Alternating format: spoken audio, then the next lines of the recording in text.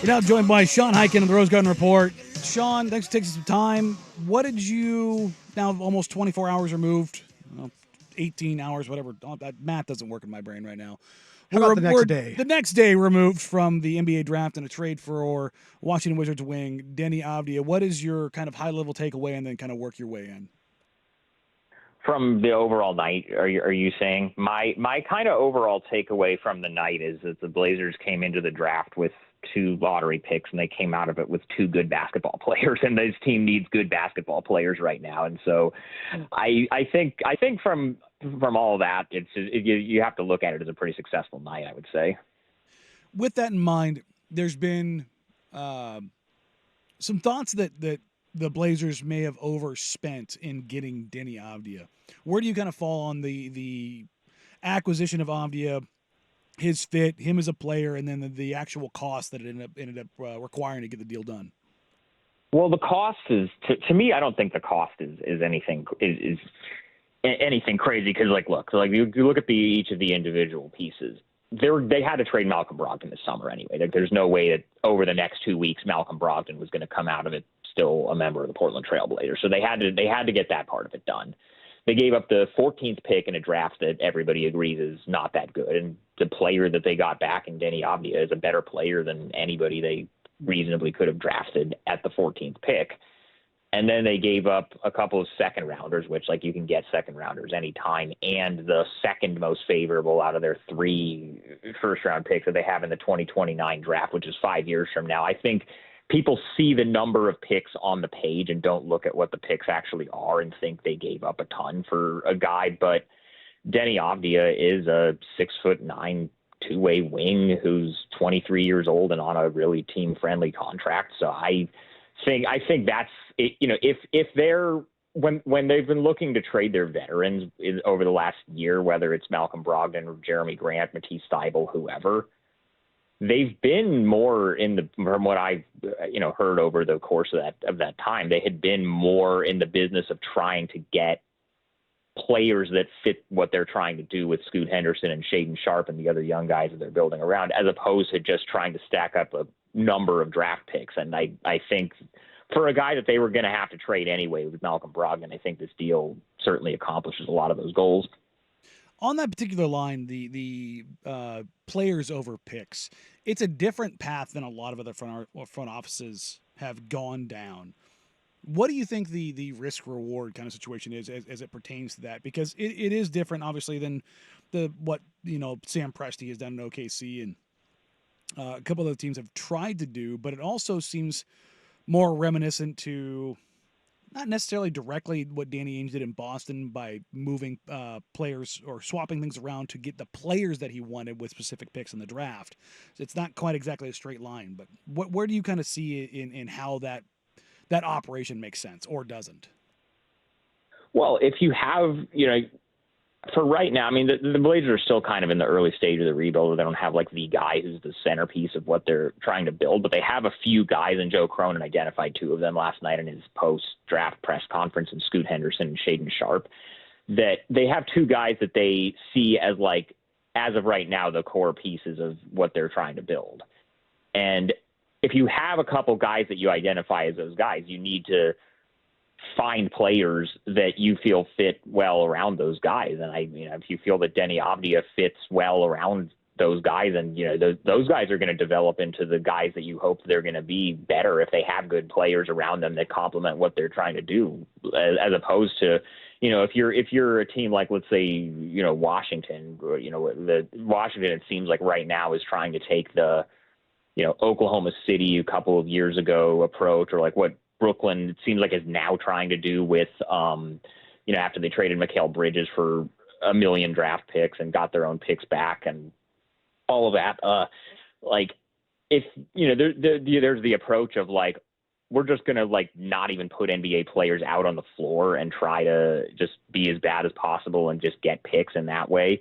That's a thing you can do. And then what the Blazers are trying to do is be like, because the thing is they're gonna be bad this year. Their record is gonna be similar to what their record was last year. They're not in danger of winning too many games because they traded for Deni Avdija. They had good NBA veterans on their team last year and they still lost 61 games. But I think they're hoping to be able to develop these guys, these like Scoot Henderson, Shaden Sharp. I guess now Donovan Clingan, who they took with the 7th pick last night, while also still in the short term losing enough games to get the picks that they need to get who, whether it's Cooper Flagg or whoever it is in the next couple of drafts. And I mean, it's two different approaches. I think the thing we've learned is that there's no one right or wrong way to do it. And if these guys trust their talent evaluation, they've identified Deni Avdija as somebody that's undervalued and can grow with Scoot Henderson and Shaden Sharp like that, then yeah, go for it.